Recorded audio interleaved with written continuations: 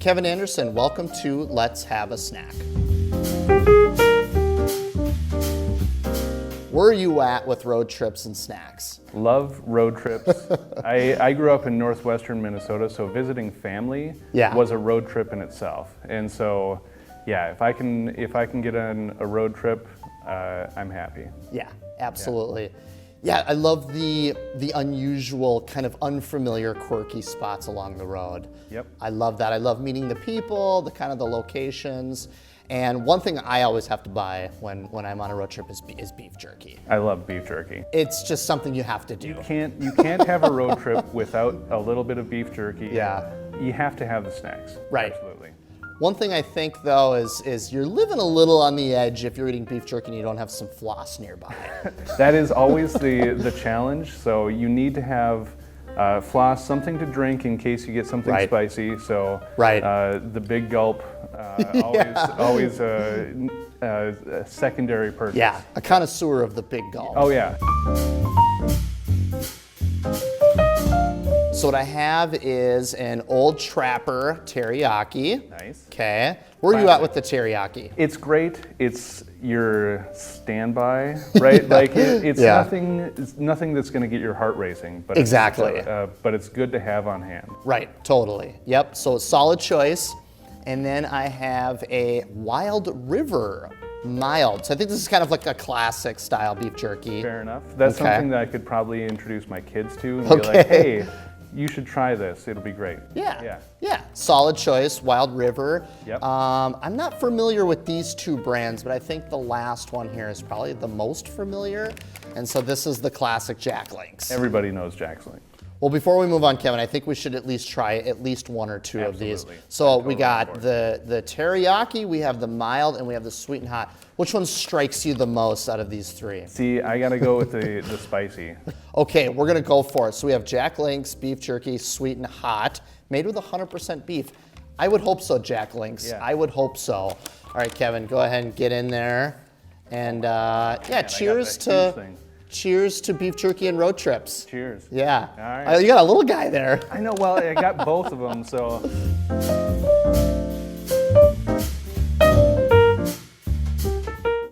So I have an affinity for both pretzels and cheese curds. Yeah. And honestly, like you put them together and you almost get the road trip version of poutine. Love it. And if you're gonna go pretzels, you have to go Dots. Dots. Right? Like it's the best. And if you're going cheese curds, you gotta go Ellsworth. So this is a throwback to probably my favorite road trips. Driving through Wisconsin and counting the number of cheese curd signs. It's great. So tell me a little bit about your family life. So you're married and you got 4 kids. Married, have 4 kids, 2 dogs. 2 dogs? What kind of dogs do you got? Bichons. You like how I cared more about your dogs than your kids? I totally Yeah, tell me about the dogs. No, I mean, my kids are gonna see this at some point. They are far more important than of course. Actually, I think they like the dogs better than us. So, no, we got Bichons, so they're little white fluffy dogs. Okay. And they're good travelers. And we live about 2 hours from either my parents or my wife's parents. Okay. And so really anytime we visit family, it's like a little mini road trip.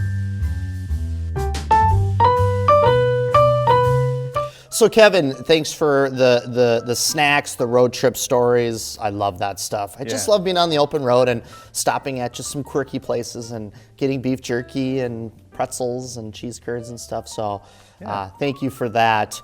But you're here for some other important reasons, obviously. So you are Hennepin County Commissioner. I am. Kevin Anderson, Hennepin County, officially. So what does that mean? What does it mean to be a Hennepin County Commissioner? So Hennepin County is divided into 7 districts. So Hennepin County itself has over 1 million people, 1.2 million-ish people. And we have 7 different districts. So there's 7 commissioners on the board representing each of those, commissioner per district. And we are really the entity responsible for managing the budget for the county, for making sure that we have overseeing the sheriff's department budget, the county attorney's budget, making sure that we're implementing state and federal policy at the local level. So there is a lot that goes into what the county does. You know, we are in charge of the Hennepin County Library. So there's the library right next door. You know, we're overseeing all of that. We oversee our roads and bridges. We make sure that we have our corrections department. We have several different committees that we operate in Hennepin County. There's the Public Works Committee that I chair. There's the administration that kind of oversees the budgeting process and all of that. There's the Human Services, by far our largest part of Hennepin County, which is the social safety net. And then we have our Regional Rail Authority, we have our Law, Safety, and Justice, we have our Housing and Redevelopment. So it's all kind of connected into you know, the work that Hennepin County does. Yeah, that's awesome. I mean, it's a lot. You guys are doing a lot of important work, and you know, it's good to know these things because obviously I've been covering city council meetings for a long time. That's very different. These city council people will say they have jobs, right? Yeah. This is not their full-time job. Maybe it is, maybe it isn't, but most likely it's not. Right. For you, when you arrived at the building here, and we're in Champlin, so this is part of Hennepin County. This is your stomping ground. This is my district. Yeah. Yeah, this is your district. And I said, you know, stupid question, but do you have a job? And you said no. This is your job. So do you want to talk about that? So you transitioned, correct? Right. So I worked for 20 years in IT. Worked in my basement, helped businesses do all this. In 2020, I ran for county commissioner, and when I was elected, that was my new job. There's so much happening at the county that being a commissioner and making sure that you're up on all of the things that are happening. And you mentioned the city councils. My relationship with our city councils is hugely important because they have really, really important work that they do at the city level. I'm there to support and be a part of that from the county level. I also work a lot with our state legislators. So we have so much interaction that we need to do, and it's all interconnected. So those relationships are important. Yeah, absolutely. And I was, speaking of city council, I was introduced to you through Mayor Ryan Krosick. Yeah. Who's the local mayor here in Champlin, and they host the ice fishing trout tournament every year. It's the best thing. I missed it on their first year, but I've made it to the last two. Yeah, that's right. And it's such a great event. I hope that it keeps on going year after year. I'm looking forward to going to the next one next year. Yeah, I think you and I were there in February this last year, and we were freezing our butts off. Yeah, I maybe didn't wear the right shoes for it, but I survived. Right. And great time. I mean, man, great event. Everybody's out. Such a wonderful event. Yeah, it really is. It's a tremendous event, and it's a great opportunity to unplug a little bit. Ryan and I have had discussions about kids and adults being too connected to their smartphones, and we're all guilty of it. It's not just the kids. I mean, I spend too much time on my smartphone, but events like the like the Coffee with a Cop, I got to run into you at that event, which is another fantastic community outreach event where residents and local government, in this case the Champlin Police Department, can connect and just have conversations and eliminate the fear and the anxiety of talking to people like the police department. So it's great to see you there. So you were at the Champlin Coffee with the Cop, and this is a good example of you being out in the community in your district. I try to be out and connected wherever I can. And, I was talking about the relationship between the cities and the county. The county has a number of programs that we connect with our cities. So we do with a lot of local police departments in the suburban Hennepin County, embedded social workers. So the police departments, when they have a call that is, tied more to social work, there's a resource that can help them kind of offload so that the police don't have to shoulder all of that weight alone. Right. And so that's been a really, really successful partnership that we have been developing. Looking forward to having that in Champlin as well. Yeah. And, it is so important to be out in the community and accessible and meeting people where they're at. Absolutely. And just to tie it kind of back to our fun intro with the road trips and the snacks.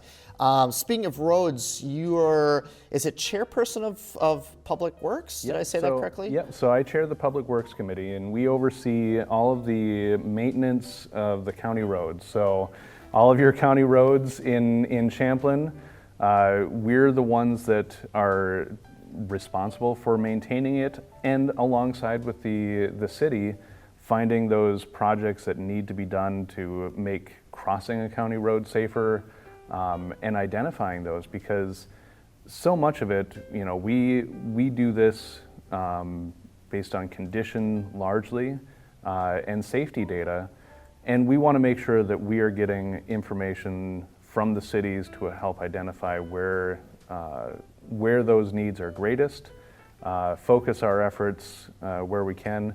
We have over 2,200 lane miles of road in Hennepin County. Wow. So you can imagine there's a lot to do. Yeah. And we're always busy. Construction season is starting up again. Right now we're going through finding money. So we get money from the state, we get money from the federal government, and then we partner with our cities to make sure that we're doing those projects. Awesome. And by the way, underrated is the library. The library is underrated. Absolutely. Everybody Yeah. loves the library. Yeah. And so we're back at full capacity. We have That's all of our awesome. libraries open. Yeah. Just had the last 2 libraries that had been closed during COVID Right. reopened a few weeks ago. So we're kind of back. We're trying to restore all of our services as Yeah. best we can. Really looking forward to having kind of Yeah. getting back into the full swing of things. Yeah. So grab your cheese curds, grab your pretzels, go check out a book at the Hennepin County Library, have yourself a good time. Maybe don't bring the snacks into the library. Maybe take that home. I mean, I'm not going to say that you can't bring it into the library, Yeah. because the library is a very welcoming place. Right, of course. But I think it is probably better to leave the cheese curds. Yeah, yeah, right. Especially the Cajun ones. Right. Yeah.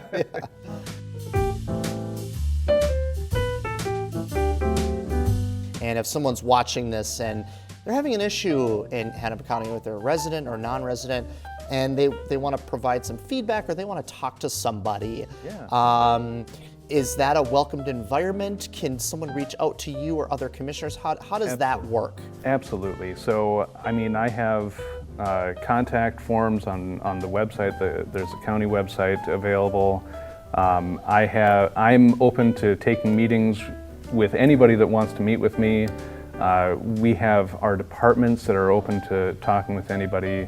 If you see a pothole on a county road, we have forms for that. So, I mean, there's a lot of different ways to do that.